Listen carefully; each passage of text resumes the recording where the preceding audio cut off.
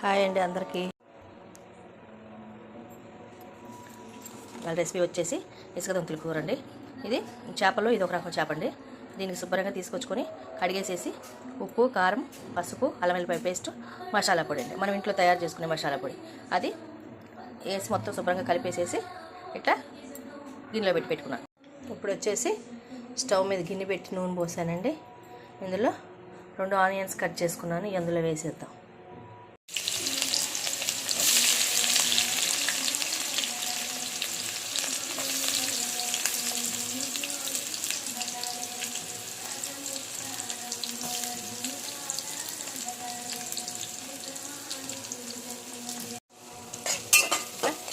Onion మొత్తం శుభ్రంగా వేగనివ్వండి మంచిగా.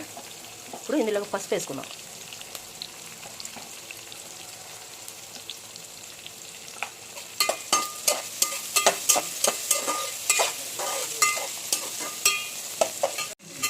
కొంచెం కొత్తిమీర కూడా వేసుకోండి. ఉల్లిపాయ మొత్తం ఒకసారి మొత్తం వేగే వరకు కలపండి. కొంచెం వేగిన తర్వాత ఫిష్ ముక్కలు వేసారు. ఇవ్వండి ఆనియన్ మొత్తం వేగిపోయినాయి. ఇప్పుడు ఇందులో అల్లం వెల్లిపాయ పేస్ట్ వేసుకున్నాం. ఒక 2 స్పూన్లు అల్లం వెల్లిపాయ పేస్ట్ వేసుకోండి. మొత్తం మంచిగా కలపండి. మొత్తం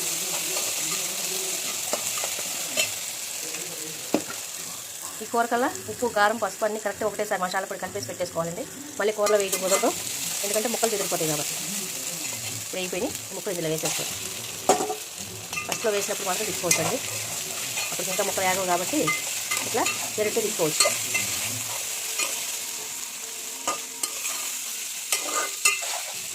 ఇట్లా ఒకసారి కలిపేసేసుకొని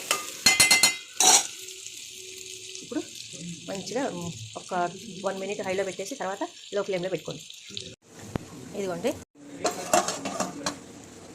ఇదిగోండి ఇట్లాగే దీన్ని మంచిగా ఎగరనివ్వాలండి. కూర అయితే కదపకూడదు, కదిపితే ముక్కలు చిదిరిపోతాయి. ఇట్లాగే లో ఫ్లేమ్లో పెట్టుకొని మంచిగా ఎగరనివ్వాలండి. ఎగిరిన తర్వాత అప్పుడు బంద్ చేసుకోవాలి, అందాక ఎగరనివ్వండి. ఇదిగోండి ఇట్లా మంచిగా కూర అంతా ఎగిరిపోయింది. ఇప్పుడు కొత్తిమీర వేసేసుకోండి. కొత్తిమీర వేసేసుకొని కలపండి. కూర అయితే కలిపితే ముక్కలు చెదిరిపోతాయి. ఇట్లాగే అన్నంలో పెట్టుకునేటప్పుడు గరిటెతో అడుగు నుంచి తీసుకొని ముక్కలు పలంగా పెట్టుకోవాలి, తినేసేయాలండి. కూర చాలా బాగుంటుంది, టేస్ట్ ఉంటుంది. మీరు కూడా అందరు ఇళ్ళల్లో రెడీ చేసుకొని టేస్ట్ చేయండి. బాయ్. నా ఛానల్ ఎవరైనా సబ్స్క్రైబ్ చేయని వాళ్ళు ఉంటే చేసేసేయండి. బాయ్ అండి అందరికీ.